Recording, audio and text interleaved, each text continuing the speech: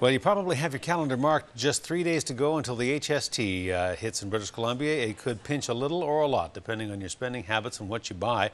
Consumers are trying to pack in the last few days of some lower-priced haircuts and lattes as the province tries to assure you, particularly BC's low-income earners, that they're going to get some relief with tax credits. But in these dying days before the tax hits, is it enough? Our legislature reporter Shachi Kurl has the story.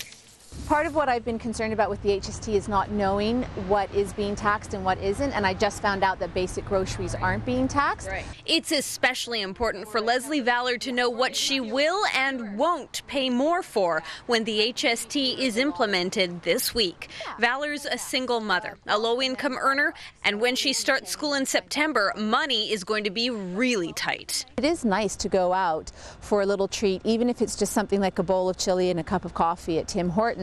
That is nice. It's a little bit of a break, especially when you're a single mom. And if I'm going to be having to pay more for just little things like that, then I am going to have to cut back on my spending elsewhere. $16 less. Finance Minister Colin Hanson is out today trying to reassure people in Valour's situation, reminding them with every dollar of extra tax charged, there's also dollars coming back in tax credits. It's called the HST credit, and this is aimed at low and modest income families to make sure that they receive literally a check in the mail every 3 months. The province says just over 1 million people will be eligible for the credit. In Valour's household, it represents about $460. She says that's good, but I just don't know right now whether that's going to be enough or not to make this not have an impact on my life. And that factor of the unknown has HST watchers on both sides of the debate holding their collective breath this week, with about 750,000 signatures penned to BC's anti-HST petition.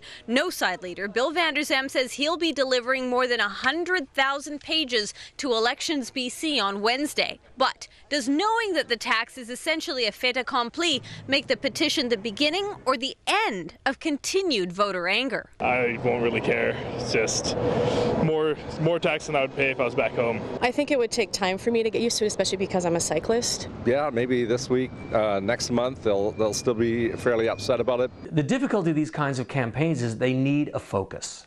They need something concrete, or it just sort of ebbs away in dribs and drabs. Lesley Valour says she can actually understand where the HST and the added costs that come with it are coming from. I'm of two minds, to be honest. I understand that the province needs to raise tax revenue. We have to be able to pay our bills. But anything that taxes people that are already marginally close to the poverty line is going to impact them. And I do actually have real worries and concerns. And considering how people have been reacting to the tax, that's pretty generous. Perhaps the best the Campbell government can hope for right now. Shachi Kurl joins us now with more. Shachi, what happens next with the petition campaign? Oh, well, Hudson, once that petition is turned in on Wednesday, and I believe that the anti-HST leader, Bill Vander Zalm, will want to make quite a show of it, those signatures have to be carefully counted and vetted, and that will happen for 42 days, including Canada Day. That process will be overseen by 2 observers from the anti-HST campaign. Now, Premier Gordon Campbell has already said that his government isn't going to launch a legal challenge of the petition, but whether he'll be willing to accept the spirit of the campaign once all those signatures are counted and the petition proceeds forward, that's unlikely. And it is likely going to be quite a show on Wednesday. We'll have to see how it looks. We'll be there. Shachi, thank you. You're welcome. Shachi Kurl.